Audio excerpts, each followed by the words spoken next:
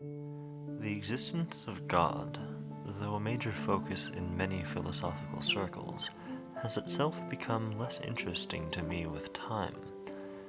Greater minds than I have spent much time and thought on highlighting the many fallacies present in the reasoning for its proposed existence, so I feel most of what I could possibly say on that aspect of philosophy would merely echo them.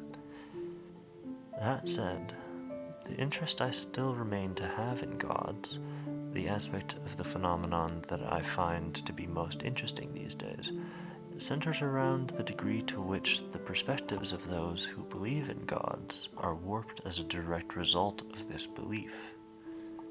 Their entire framework of morality, their foundations for meaning and beauty, how they process death, how they mourn, how they justify their actions or inactions, all centered around this one common psychological manifestation. It's profound to me, the degrees to which we will fool ourselves and allow ourselves to be fooled for the sake of holding to a belief that we just want to believe. But more important than what we believe is why we believe it. It seems to be what people generally believe to be true of life and what is actually true of life are more often than not in conflict. Most people don't want to know the truth. They want reassurance that what they want to believe is true.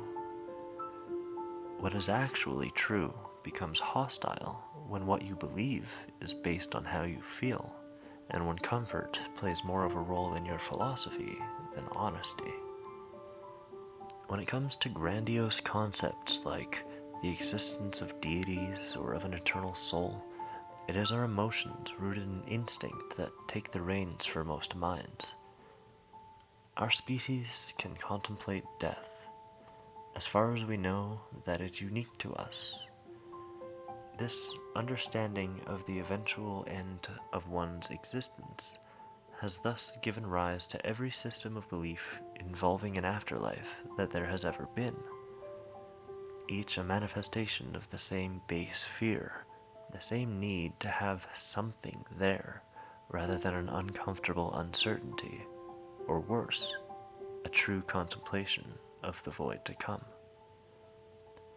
Our minds, in many ways, reason illogically in order to protect themselves from stress.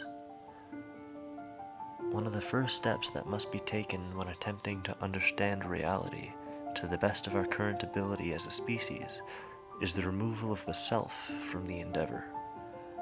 A complete disregard for what you want the truth to be, what you feel the truth to be, or what you believe the truth to be. If this step is not taken, any apparent truth discovered will always be clouded by failures of cognition. This is how truth is found. This is how science is done. Science is always seeking to prove itself wrong in order to discover what holds up to scrutiny and what best describes reality as observed. We did not evolve to accurately and critically contemplate the universe, but to survive. The desire for the simplest solutions and answers may have helped our ancestors to survive, but the resulting innate biases and propensity for fallacies hinders the progress of mind, of philosophical and scientific comprehension. When we came to a point as a species of sentience and of self-awareness, emotions helped us to find comfort and to form bonds in a world without answers. A world before math, physics, astronomy, and the scientific method, before microscopes and telescopes and large hadron colliders. Emotions are useful mechanisms for both survival socially and otherwise, but when looking for answers as to the structure and nature of things, in a world where objective answers can be found, where the nature of reality can be prodded and studied, a world like today, emotions act only as a hindrance if allowed to govern our reasoning. Everyone has the right to believe whatever they want to believe, but the reasons they give for their belief, as well as how accurately the belief corresponds to reality, is the metric by which a belief's value is measured. claiming all beliefs to be equally valid and by some stretch equally deserving of respect is failing to understand the metric of a belief's value. People deserve respect. Beliefs and ideas deserve an amount of respect directly proportionate to their factual and logical strength.